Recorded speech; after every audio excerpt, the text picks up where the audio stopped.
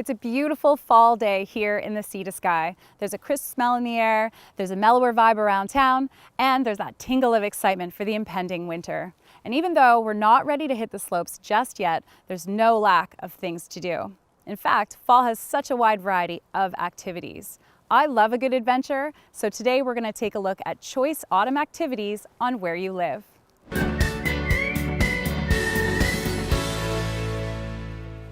You wouldn't believe it looking at today, but it is fall already. In fact, people say that fall is the Sea to Sky's best kept secret. Sure, we get a lot of rain, but that doesn't stop us locals from getting out into the outdoors. Some might argue that fall is the best time of year for hiking and biking. It's almost like a reward for a hard-earned summer. But what about other fall-friendly activities? Today I'm in for a treat as we get out and explore some of the lesser-known things to do here in the Sea to Sky during shoulder season. First up, I'm going to check out Squamish's newest adventure. It's called the Rope Runner Course. It just opened in early September and it's designed to be played all year round.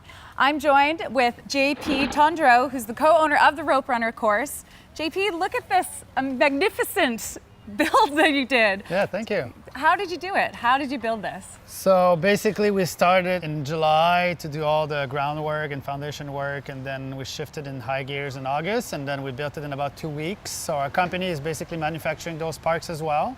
So for us it was our 9th park that we've built. We have 30 of those parks all over the world.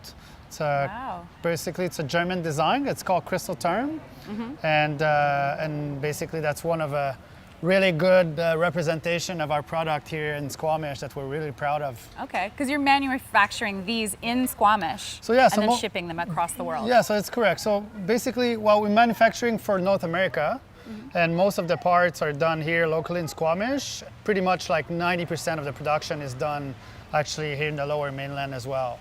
So it's all pretty much locally owned, locally made. Great. Yeah. So tell me about some of the elements that you have here on the course. Yeah, so we've got a really big variety. So the elements are rated basically from green to black, a little bit like a ski hill for different skills and different ages level.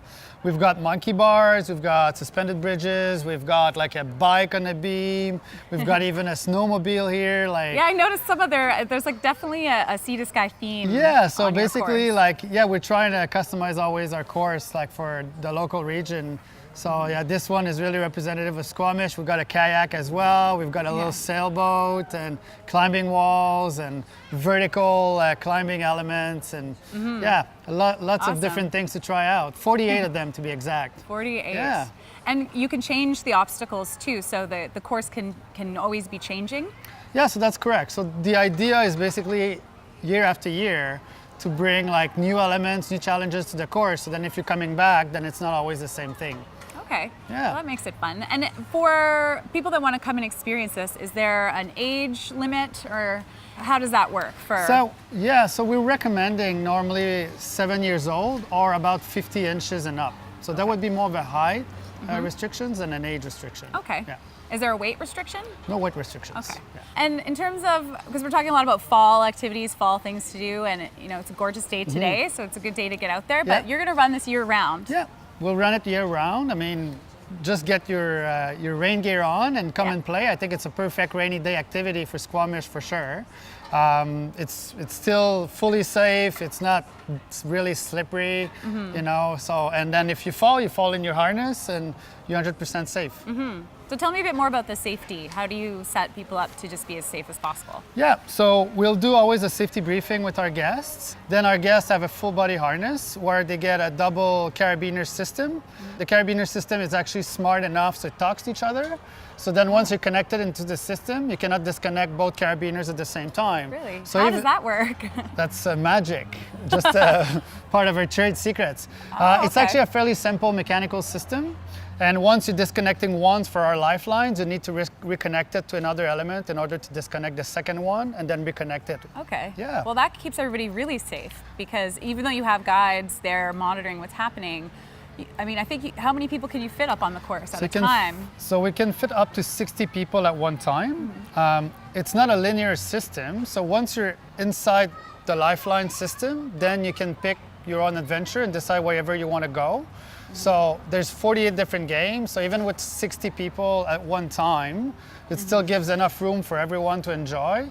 And then again, like the way the safety system is made, you can really pick through like green, blue, and black elements. And then if you're coming several times, I'm pretty sure you're never going to go back to the same place twice. Okay. So yeah. What do you think is the favorite element? Like, do you ever see a bunch of people kind of congregating to one area of the course because there's a really popular element there? Yeah, so far, I mean, the snowmobile has been very popular because of like the photo opportunity for sure that it provides. Otherwise, we've got a few Ninja Warrior elements. So if you know American Ninja Warrior, so then we've got like what it's called the running board. So that's really more of a mental game where you need to run on two platforms on each side and you can see down, and so it could be pretty scary at times, but it's a really fun one when people push basically their mental limits. Do you see people up on the course that maybe have a fear of heights? They start low, and as they build confidence, they work their way up. Do you see a lot of people who are afraid of heights up there? Absolutely. Actually, like it's a really good self-confidence exercise,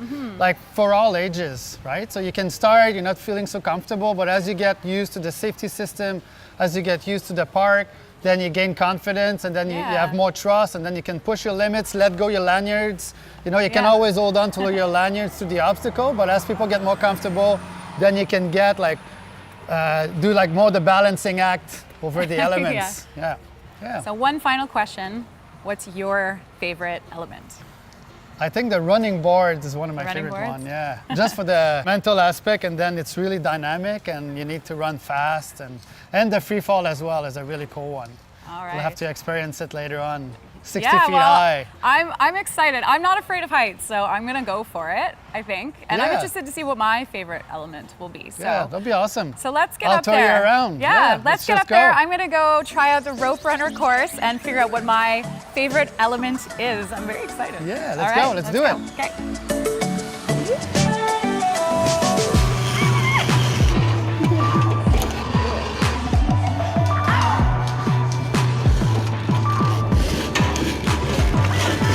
This has been so much fun. If you have an hour or two to spend in Squamish doing the rope runner course, I definitely recommend it. After the break, I'm going to go up to Whistler and fly through the trees on my next adventure, so stay tuned.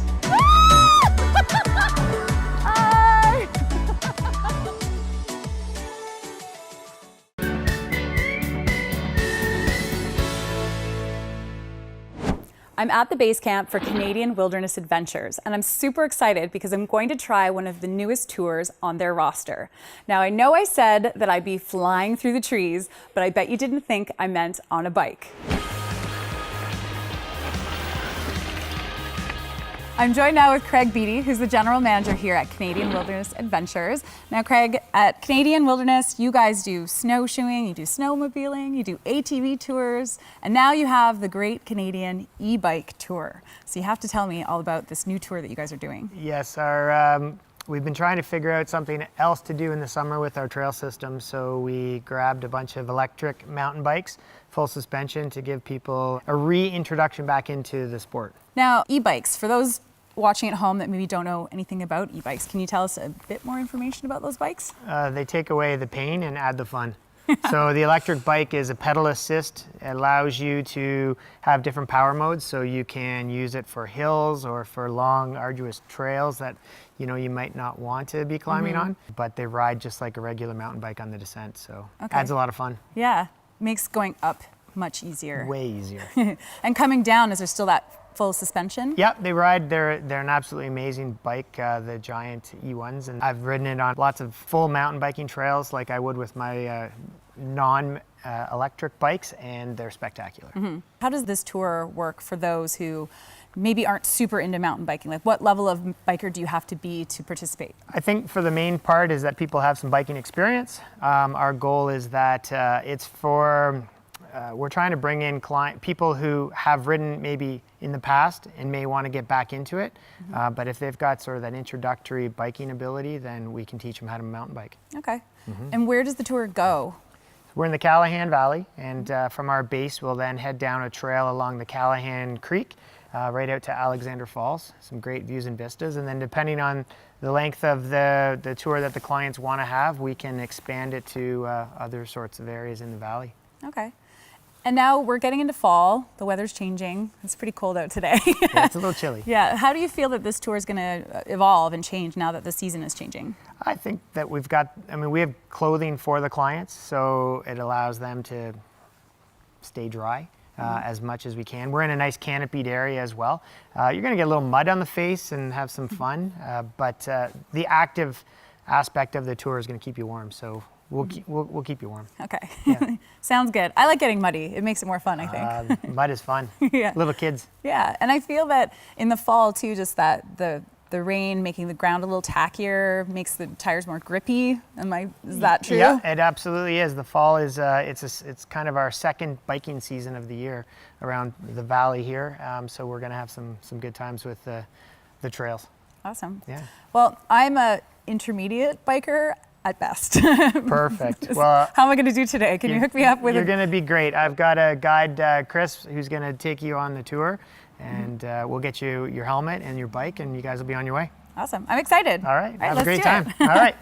I'm with my tour guide, Chris. He's going to show me the ropes on this e-bike adventure today. So what kind of gear do I need? Oh, just the normal helmet and a set of glasses to help keep mud or dust out of your eyes. Okay, great. And this is the bike? Yes, it is. Tell me a bit about it. All right, so they do come with a dropper seat post, so you just push the button here and then use your body weight, and you can lower the seat, release the button, and that'll keep it down, or push it and raise it without any weight on it. So, effortless adjusting on the fly.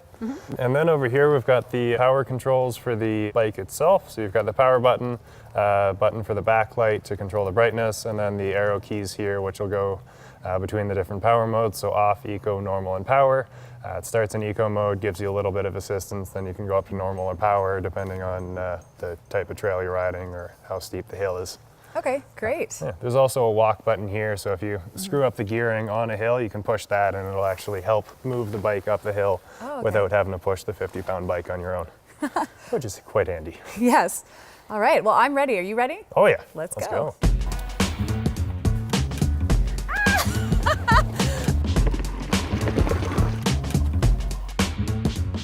And this is Callahan Creek. The color of the water is from glacial till, which is essentially rock dust. So as the glacier moves down the mountain, it wears away the rock it sits on. And as it melts, it carries that dust with it and gives the water the color. All right, now that we've had a little rest, we're going to start making our way back up the trail towards Alexander Falls. Sounds good. Excellent.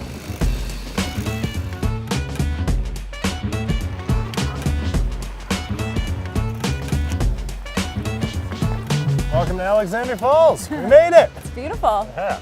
Worth all the uphill? Yeah, it was worth it. It was a nice reward. Oh yeah. So we'll start making our way back down the trail and end up back at Choppers. All right. Oh my God, Chris, that was so much fun. Awesome. I'm glad you enjoyed it. Thanks so much for coming out. Thanks again. You're welcome. Well, my day's not over just yet. Up next, I'm going to catch up with a few amateur mycologists. Not sure what that is? You'll find out after the break.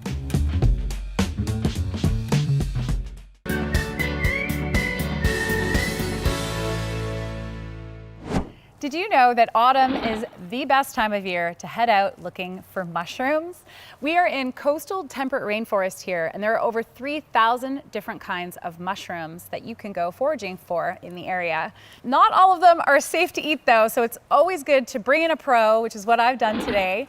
I love mushrooms, and so does this girl. This is Steph from Wild Forage. Hi. Thanks for joining me today. Thanks for having me. Yeah, no problem. So earlier I called you amateur mycologist. Now a mycologist is a person that studies mushrooms. Okay. How did you get into mushrooms and foraging? I learned from about 8 years ago, and I was working for a company that sold wild harvested products to chefs all around the Vancouver and Whistler and Lower Mainland. And I really became passionate about foraging, and because I'd come from a background of farmers markets, I saw that they were missing an element to have wild food at the farmers market. And so I kind of left that job with that company and took more knowledge that I learned from them and started my farmers market business where I sell and harvest wild mushrooms locally over BC there. So tell us a bit about foraging itself. So people are going out in the woods. How do they prepare to go out if they're going to go forage for themselves? So if you're just starting out, you want to go with an expert or bring all your books and kind of choose one mushroom, like start with a chanterelle, really kind of know exactly what you're looking for in that specific mushroom. And then when you go out and you're looking for it, you want to pack a backpack, maybe take water, because mushroom hunting can take a few hours. So sometimes a whole day to find anything. So you want to bring snacks and maybe a little mini first aid kit, because sometimes you can get on cliffs and maybe have a slip. So you want to be careful and prepared that way. But yeah, just go in and dig into the woods and start looking and move slow, because when you're walking so fast, you miss probably tons of species that you just would have never seen. So go slow, bring a backpack of snacks and water, and yeah, just go in. What should you wear? I always wear, well, I mean, on a day like today, I mean, I'm just wearing a jacket and a sweater and some hiking boots. But if it's really wet, because it gets really wet on the coast here, you want to, I mean, wear waterproof or Gore-Tex, and just wear some really good supportive hiking shoes, because it can get really slippery in the woods. And always tell someone where you're going. Like if you're going by yourself, hopefully if it's your first time mushroom harvesting or you're really new, you're going with an expert.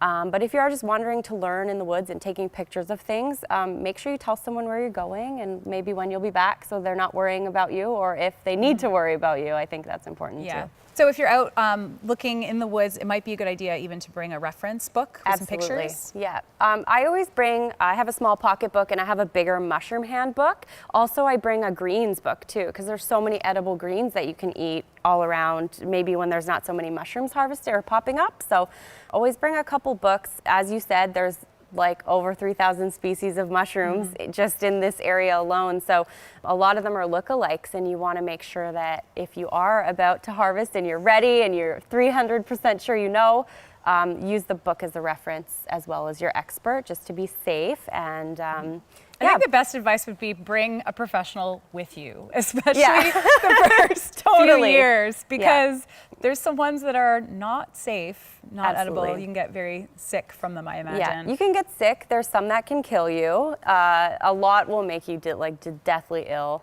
and they're just really bad on your liver. There's even some mushrooms that some people will say it's totally edible, but meanwhile it's 75% not edible or choice edible. So if you have a bad liver or weak organ, it could totally kill you, even though someone else could eat it and maybe not die from it. So you want to stick with like the 11 like core culinary total choice edible mushrooms that are obvious and not really hard to mix up. Because there's a lot of weird ones out there that are controversial too. So Okay. And what are some of the good ones that we should be looking for in this area specifically? Well, I'd say most people know about chanterelles, the golden chanterelles, and there's white chanterelles. So around the Squamish and Whistler areas and north around Revelstoke, you'll find a lot of the white chanterelles, which are in the same family as the golden chanterelles, but they're a lot chunkier and more white color. And you find those in a bit colder regions, but along the coast, all the way from Lake Terrace down to the southern tip of Vancouver Island, you'll find, and I mean, even where I live on Bowen, you'll find the golden chanterelles, and they only have one or two lookalikes, so it's a good mushroom to start with, and they're really well known, and every chef uses them. So and they're delicious. And they're amazing. So it's a good mushroom to kind of start with, and you find a lot there. And also one that's really hard to find is the pine mushroom. And they are also called matsutake, and they grow along the coastal regions of BC, and they're just this peppery, meaty, chewy mushroom that's so good, but they're so hard to find. So that would be another challenging one that you could work on too to find. And lobster mushrooms too. They're nice and bright and red, so they're usually hard to mix up. Like they're pretty an obvious mushroom that you could find too. So I guess that's three that are pretty popular and well known. So if you're looking for these mushrooms, exactly how are you finding them? Some of them you actually have to dig underground. For instance, the pine mushrooms, that's why they're probably the hardest to find, and they're the most expensive mushroom usually, because they have 5 different stages in their life. So that's 5 different grades. So it's a small button is number 1, and then they go all the way to number 6. So when it gets to a number 6, it's fully open and it's actually above ground. So because those ones are easier to find, they're not worth as much money. But if you know the smell of them and where to look for them when they're number 1s, you can smell them and actually you can be around a tree and know that they're somewhere around that tree. So you can kind of just like gently move the moss. You want to not disturb the soil as much as possible, just because you want to keep the environment sound, and sustainable harvesting is really important. So usually you'll see like a tiny piece of the mushroom popping up and the smell, and then you'll know to like gently lift up around and pull those mushrooms out. And they actually grow underneath each other. The lobster mushroom also grows kind of underground, but it will peep out red and then have like a little flap of moss or pine needles on top, and then you kind of have to gently brush around that and cut it out. The chanterelles, though, are usually just like golden little beautiful dots all around the forest, and so they're pretty easy to find usually. And how do you lift them up? You just use your hands, or?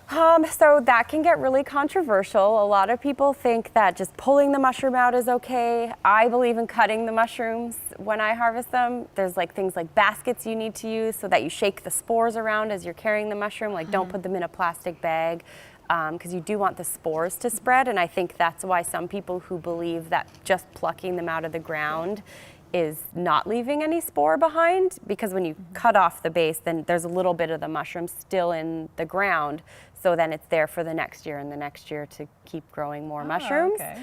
Well, I'm glad that I have you with me today. Okay. Good. Because you're a pro, and I've already learned a lot, and I think that I'm just going to continue to learn because, like I said, I love mushrooms, and I know a lot of people in this area do. They're fun to look for, they're fun to cook with, and enjoy. So thank you so much for joining me today. You're welcome. Yeah. Thanks And again, just one final tip, make sure that you do head out with a pro. Don't eat anything if you don't know what it is, and get that professional opinion before you do that. And if you'd like to learn more about mushrooms, there is the Fungus Among Us Festival. It's happening in Whistler this October as well. Well, that's it for today's Where You Live. I know it's really tempting to go home and curl up on a couch on a rainy day and just watch movies all day, but I think most people in the Sea to Sky area, we've got it pretty dialed. We know to get outside and enjoy it. So I hope you get outside and enjoy this beautiful autumn that we're having. For Shaw Sea to Sky, I'm Kristy-Aleksich. Thanks for watching Where You Live.